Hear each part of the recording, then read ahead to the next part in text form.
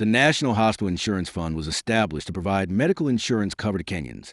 It became an entity that played a big role in providing financial insurance to the relevant health system cartels. Its forced death resulted to the birth of Social Health Authority that aimed at providing equity and affordable medical care. For a short time, the results have proven that the Social Health Authority has seriously provided affordable financial care to massed individuals. But where is the cartel based? Who is the cartel? Is Social Health Authority better than National Health Insurance Fund? Let's walk together, and by the end of this video, we will have an answer to these questions. Kindly hit the subscribe button to always get alerts when we post new socio-political and economic videos. It's your presenter, Anonymous 1. And I, Anonymous 2. In the world of cartels, after the oil cartels, the second fiercest cartels are stationed in the critical health sector. These are men in powerful secretive alliances of independent businessmen or entities that conspire to control markets, fixing prices, limiting supplies and stifling competition to maximize collective profits while undermining free market dynamics. That is, anybody rising to take up the market share is dealt with accordingly. In Kenya, the health cartels have not been left behind in swindling any available money from the public. We have seen the supporters on National Hospital Insurance Fund castigating those of Social Health Authority about the cartelism in the sector. The vice versa has also happened. So as Kenyans, who do we trust? Should we support the National Health Insurance Fund or the Social Health Authority? Let's go deeper on service efficiency. Looking at the efficiency of the service offered by National Health Insurance Fund, the fund was quick to serve Kenyans. It responded on time and made sure that every claim it was to pay was paid on time. Most Kenyans enjoyed subscriptions to National Hospital Insurance Fund, as they could be sure of payment of part of the medical claims. However, National Hospital Insurance Fund could only pay for services that a common man could afford. It failed to pay for services like outpatient care, emergency services, cancer screening and diagnosis, limited antenatal care, and limited optical services. So why pay for me what I can pay and fail to pay for me what I cannot afford? Maybe an alternative may be better for me. Then Social Health Authority came in with promises that were very enticing. It was to cater for cancer screening services, all optical services, hematology and oncology services, outpatient services, among others. However, in certain occasions, people have gone to hospitals in critical conditions with huge bills to pay, only for the loyal SHA contributor to find out that the system is not responding, and so SHA cannot pay the bills. It is not working. Please be aware, it is not working. Can you tell them what is happening? I am not going to talk. Let her talk and let this gentleman talk. And we have other patients waiting there at the gate if you are willing to come and join them. People have walked, gone home. Others came from Kibwezi, others have come from Mombasa. SHA is not working and they are not approving. From Wednesday last week, the systems are down. So, the Social Health Authority is working and not working at the same time. That is, some are enjoying SHA services while others are suffering because of the same. To choose which is better between National Hospital Insurance Fund and Social Health Authority, Kenyans have to weigh between a promise keeper who only pays a portion and a liar who can pay sometimes and fail to pay another time. Corruption. The war between National Health Insurance Fund and Social Health Authority has based on corruption. Each fund supporters see the other as corrupt.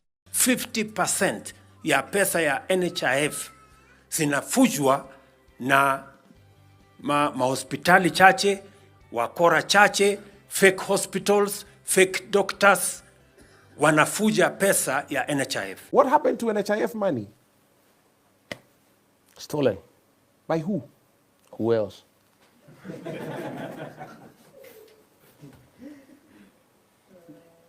So, who is corrupt? Nobody has ever been found guilty of stealing from National Hospital Insurance Fund in all that period. The fund has stood out to be a trusted health fund according to their supporters. However, Co-2 boss Francis Atwoli and the current president have some interesting information about the insurance fund. And since I don't sit on the board there, NHIF is empty. NHIF is empty. Who emptied NHIF? Is William Samoei Ruto. There is nothing. Ask the service providers to NHIF. They have never been paid. Billions and billions of NHIF went away. But at NSSF, I said over my dead body. We were taken to court by a stupid man called Atul. I have no regret to say he's a stupid man, because he is. He's a very foolish person. Because he is supposed to be representing the lower people.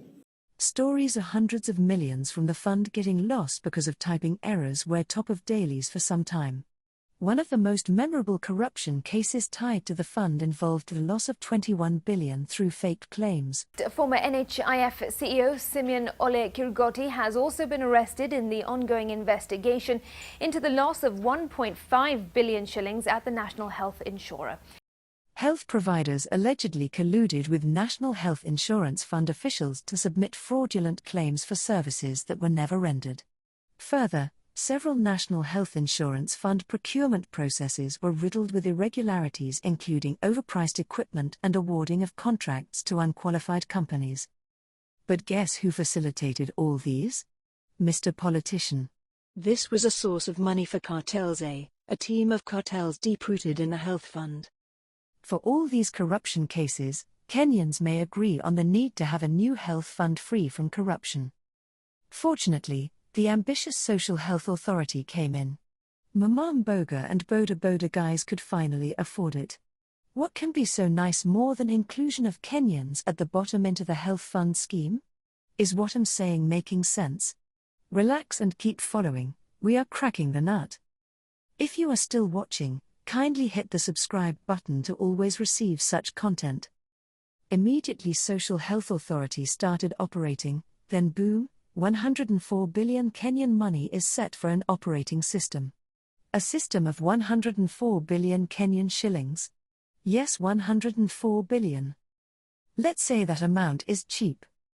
India, a country with a population of 1.464 billion people, that is 24 times more than Kenya, developed a health system of approximately 87 billion Kenyan shillings, while Kenya with significantly above 50 million people required 104 billion for a system.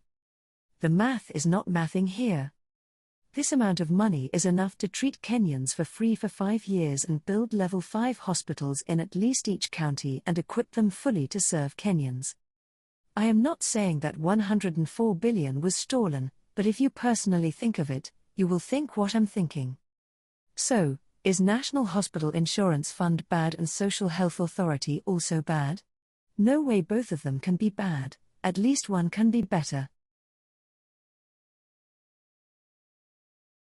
There's a team of cartels that involves businessmen and politicians that have been benefiting from NHIF funds by manipulating claims to the fund and receiving money for unwarranted claims.